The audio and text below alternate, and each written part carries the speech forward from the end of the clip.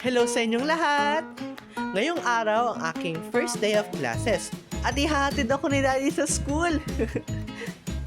Gustong gusto kong kasama si Daddy kasi lagi siyang may tinuturo sa aking bago at masaya. Ano kaya ang bagong matututunan ko ngayon mula kay Daddy? Tara, samahan niyo ako! Ang tawag sa episode na ito ngayong araw ay Number Sense.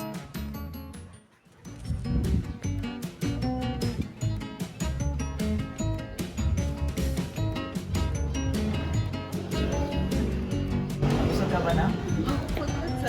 First day mo na, no? Tara, hatid na ka sa school mo.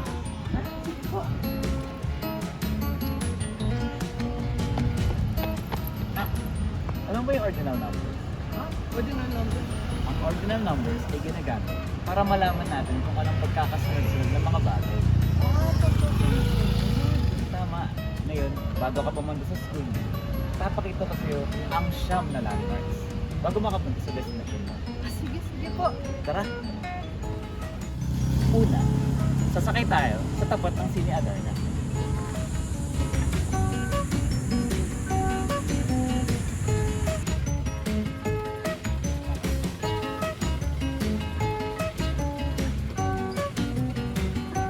Dalawang landmark, yung CHA. CHA? Naman. Ikalawa, CHA. Pangatlo, yung Soler naman. Pangatlo, Soler. Ikaapat, yun yung number of letters. Ikaapat, Ikalima, yung youth. Ayan, no? Ikalima, ika-anim, yung KNL. BNL, Kaan, Lima pala na. Hindi pa tayo nagbabayad. Isang daan. Wala akong barya kasi kaya bayad pa lang. Sabihin, dalawang PIS, isang estudyante. ano?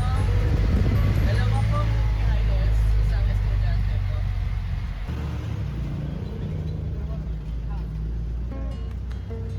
Salamat po.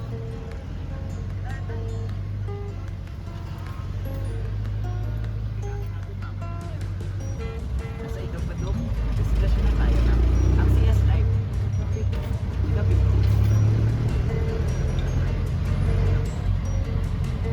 Ikawalo, likod naman ng Palma. Likod mo.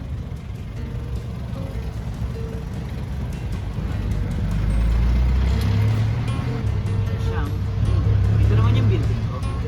Building nito.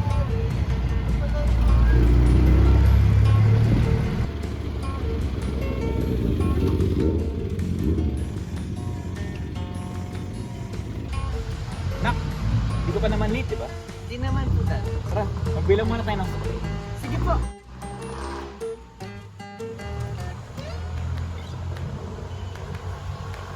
Nak, anong tawag dito?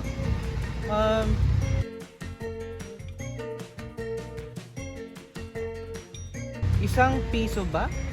Tama naman, Nak. Pero mas maganda, piso lang. Ah, Ito naman, Nak, 5 piso. 5 piso.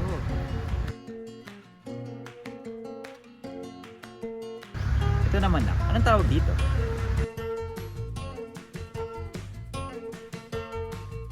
Kung 5 piso yung kanina, ito ba 10 piso po? Tama ka, Nak. Ito na, anong tawag naman dito? Yan, 20 piso. 20 lang, Nak. 20. Ito naman, Nak, alam mo anong tawag dito? Ah.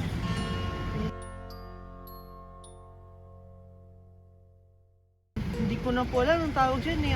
Ano yan, Dad? Ang tawag dito, 50. 50? Ah. Muli, ito yung pinambayad natin kanina. Ah, naalala ko. 100, di ba? Tama.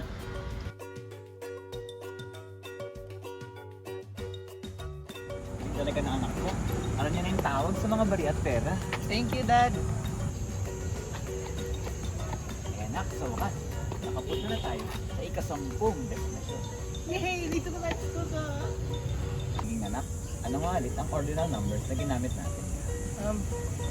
Una, ikalawa, ikatlo, ikaapat, ikalima, ikaanim, ikapito, ikawalo, ikasyam, at ikasampu. Galing, dahil mo talaga natutulong yan anak. Ordinal numbers, pati kung anong tawag sa mga barya at pera. Oo nga po, Dad eh. Thank you po sa inyo. Ah, si Eric po yun, yung best friend ko.